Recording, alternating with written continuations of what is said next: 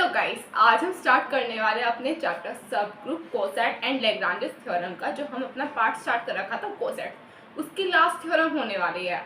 पहले हम कर चुके हैं हमारा सब ग्रुप, जिसमें 2 से 3 थ्योरम थी जो मैंने आपको अच्छे से कराई थी, जिसके मैंने आपको काफ़ी सारे प्रूफ बताए थे कि आप सब ग्रुप कैसे प्रूव करोगे, अगर सब ग्रुप के एलिमेंट्स के द्वारा कैसे प्रूव करोगे, अगर सब ग्रुप ही गिवन है तो सब ग्रुप से ही सब ग्रुप कैसे प्रूव करोगे, वो मैंने आपको सब कुछ बताया था। अगर नहीं कराया तो एक बार वापस जाके देख लेना, क्योंकि बहुत ज़रूरी होने वाला है। आज हम करने वाले हैं कोसेट्स की लास्ट थ्योरम।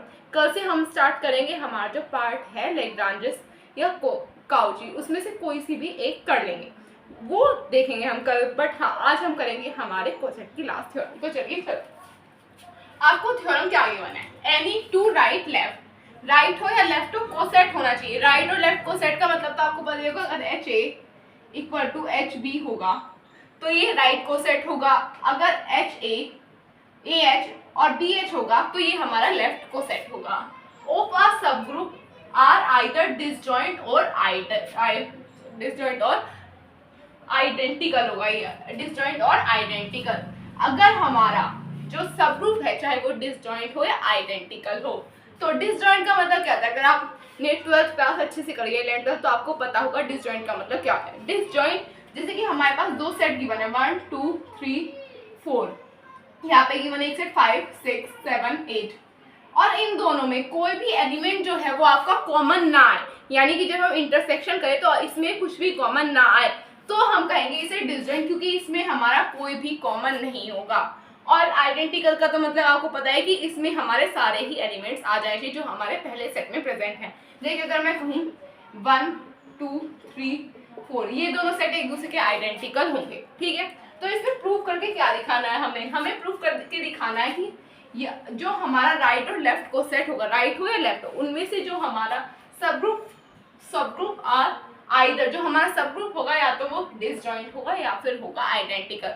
तो इसे कैसे दिखाएंगे, फर्स्टली हम इसे प्रूव करके दिखाएंगे राइट कोसेट। राइट कोसेट ही तो प्रूव कर, राइट दिखा दो लेफ्ट दिखा दो वो आपकी मर्जी है, हमें इसे प्रूव करके दिखाना कोसेट। फिर हमें इसके कॉमन पार्ट दिखाने हुए, कॉमन दिखाना हुआ है वो पहले दिखा दो, ठीक है। तो चलिए चलते हैं कैसे करेंगे। सबसे पहले हम लेट करेंगे हमारा एक सब ग्रुप। क्या लेट करेंगे, subgroup. Let H be the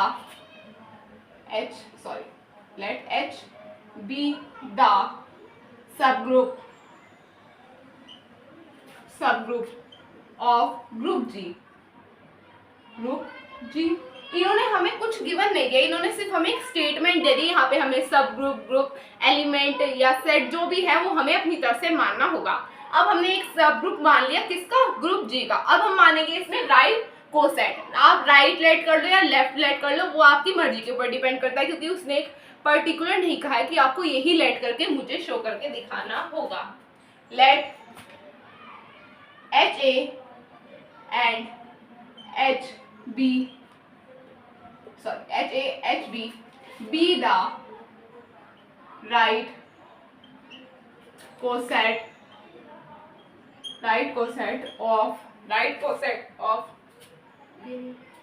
of H in G। अब हमने लेट कर लिए राइट कोसेट किसमें, हमारे किसमें, सब ग्रुप H में, जो कि किसका है, सब ग्रुप G का। Let right coset of H in G। अब हम मानेंगे कि जो हमारे जो एलिमेंट, मतलब कि जो हमने कोसेट माने कि वो हमारे डिसजॉइंट नहीं होंगे।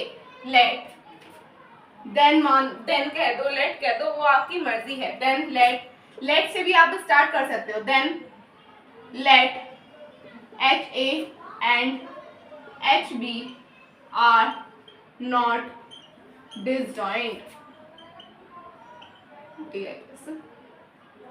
डिसजॉइंट का मतलब क्या होता है, मैंने आपको बताया था कि इनमें कोई भी एक एलिमेंट कॉमन ना हो, बट इन्होंने कहा है कि डिसजॉइंट नहीं होंगे। हमने क्या कहा कि डिसजॉइंट नहीं होंगे, मतलब कि इनके अंदर कोई ना कोई एक एलिमेंट ऐसा प्रेजेंट होगा जो कि इनमें क्या होगा, कॉमन होगा। देन देयर एग्जिस्ट की जगह अगर आप ये साइन बनाते हैं तो इसका मतलब होता है देयर एग्जिस्ट। आप ये देयर एग्जिस्ट भी लिख सकते हैं, there exist one common element हमने यहाँ पे कह दिया कि हमने एक एलिमेंट मान लिया जो कि किसको बिलोंग कर रहा है, हमारे HA को भी बिलोंग कर रहा है और हमारे HB को भी बिलोंग कर रहा होगा। से C such that C belong to HA and HB C belong to HB। अब हमने कहा है कि ये जो हमारा C है, अभी हमने ऊपर कहा कि कोई ना कोई एक ऐसा एलिमेंट होगा जो दोनों को बिलोंग कर रहा होगा। वो क्या एलिमेंट होगा? वो होगा हमारा C, जो कि हमारा HA को भी बिलोंग कर रहा होगा और हमारा HB को भी बिलोंग कर रहा होगा। अब क्या करेंगे, अब हमारा H1A is equal to H2A मान लेंगे। इसे मान सकते हैं 1 और 2 में, कोई दिक्कत नहीं होगी। ये हो जाएगा हमारा B, ये हो जाएगा हमारा B। अब यहाँ पे क्या होगा, क्या हम दोनों तरफ H1 के इनवर्स से मल्टीप्लाई कर सकते हैं? अगर दोनों तरफ करेंगे तो कोई दिक्कत नहीं होगी। यहाँ पे H1 का inverse H1 is equal to H1 और H2, यहाँ पे इनवर्स हो गया H1 के, यहाँ पे हो गया B2। अगर हम यहाँ पे देखें, अगर दो चीजों का इनवर्स होगा तो क्या ये दोनों E नहीं आ जाएंगे? आइडेंटिटी एलिमेंट नहीं आ जाएगा? आइडेंटिटी एलिमेंट क्या होगा हमारा? E। तो EA और H1 इनवर्स और H2 इनवर्स को हम ब्रैकेट में बंद करके लिख सकते हैं। H1 इनवर्स और H2 आ गया यहाँ पे और ये हो गया हमारा B, ये आ रहा है हमारे पास। अब जो हमारा H1 इनवर्स है और हमारा H2 इनवर्स है, अगर ये दोनों हमारे किसको बिलोंग कर रहे हैं? हमारे ग्रुप को कर रहे हैं। किसके? ये हमारे ये हमारे किसके सब ग्रुप है? H जो हमारे सब ग्रुप है वो किसका है? सब ग्रुप का एलिमेंट है H, जो है वो स्मॉल h है, वो हमारा सब ग्रुप का एलिमेंट है। आपने क्या पढ़ा था? H जो है वो सब ग्रुप है, इसका जो एलिमेंट होगा उसे हम कहेंगे स्मॉल h। स्टार्टिंग से ये पढ़ते हैं जो हमारे स्मॉल h है, जब ये h किसका सब ग्रुप है? ग्रुप G का, तो ये इनडायरेक्टली ग्रुप G को, या अगर हम कह दें ये H को भी तो बिलोंग कर रहा होगा, नहीं कर रहा होगा? ये दोनों बिलोंग कर रहे होंगे, नहीं कर रहे होंगे, है तो ये उसी के ही पार्ट ना। और ये कंडीशन भी थी। अब हमने क्या कहा कि जो हमारा H है वो सब ग्रुप है ग्रुप G का। एक कंडीशन थी, अगर H इनवर्स बिलोंग कर रहा है हमारा ग्रुप, मतलब H जो हमारा सब ग्रुप है, तो हमारा H और H इनवर्स किसको बिलोंग करेगा? H को बिलोंग करेगा। तो यहाँ पे हम H इनवर्स की जगह H लिख सकते हैं। यहाँ पे आ जाएगा हमारा भी H inverse H2 H1 H2 किसको बिलोंग करेगा? हमारा H को बिलोंग करेगा। ये हमारी कंडीशन थी जो हम स्टार्टिंग से पढ़ते आ रहे हैं। तो अभी आप पहले यहाँ तक नोट कर लें। इसे हम H3 के कर लेंगे। H3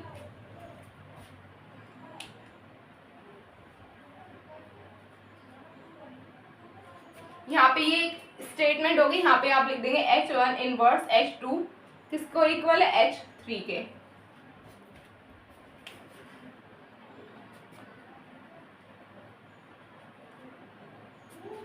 done.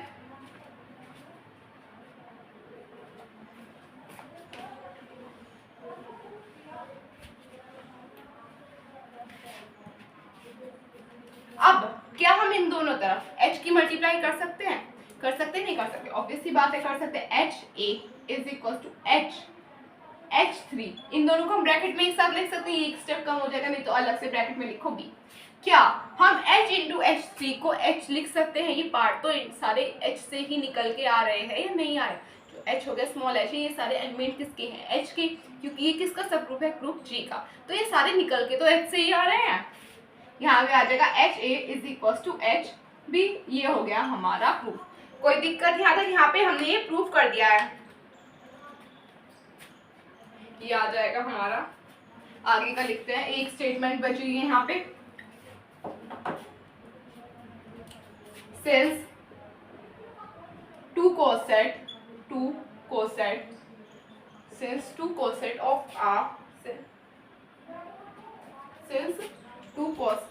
right coset of a subgroup is either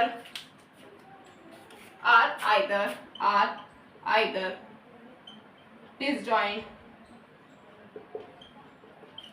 और आइडेंटिकल। तो आप इसे नोट कर लें। डन। डन।